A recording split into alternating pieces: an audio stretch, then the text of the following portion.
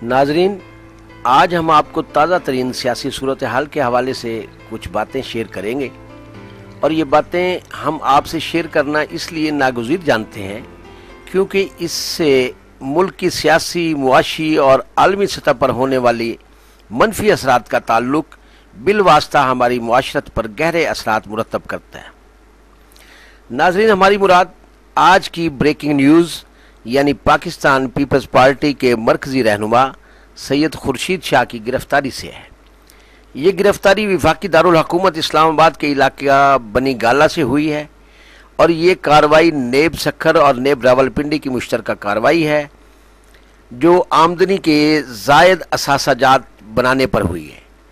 और ये बनी गाला इस्लामाबाद का वो इलाका है जहाँ वज़ीर आज़म इमरान खान की पसंदीदा रिहाइशगाह भी है।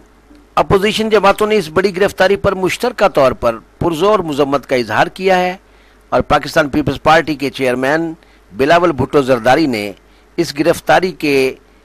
खिलाफ एक भरपूर और पुरजोर मजम्मती न्यूज़ कॉन्फ्रेंस भी की है।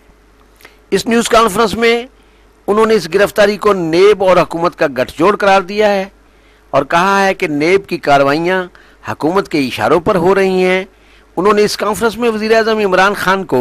नाअहल और नालायक वज़ीर आज़म करार देते हुए कहा है कि वो अपने घर के मामलात तो दुरुस्त तौर पर सुलझा नहीं पा रहे, वो कश्मीर का मामला कैसे सुलझाएंगे।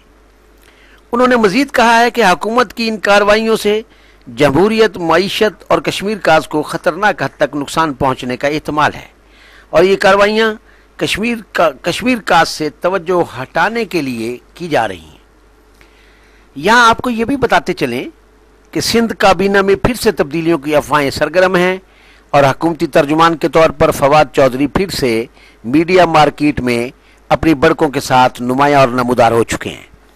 जबकि असल हुकूमती तर्जुमान यानी फिरदौस आशिक आवान वज़ीर इत्तलाआत होने के बावजूद पिछली सफ़ों में दिखाई दे रही हैं। और हाँ,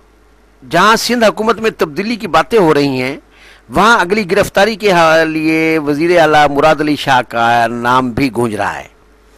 इस सूरत हाल के तनाज़र में अपोजिशन में भरपूर तेज़ी आ रही है और पीपल्स पार्टी की क़यादतों ने सर जोड़ लिया है और उन्होंने बहुत जल्द अपने एहतजाजी लाए अमल का इंदिया भी दे दिया है। नाज़रीन, मौजूदा सियासी तनाज़र में मुल्क में एहतजाजी फ़िज़ाओं के बादल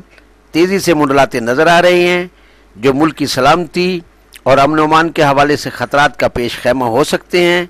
लेकिन हमें उम्मीद है हुकूमत अकल के नाखूनों से अपने दिमाग की जंग आलूदा तह को खुरच कर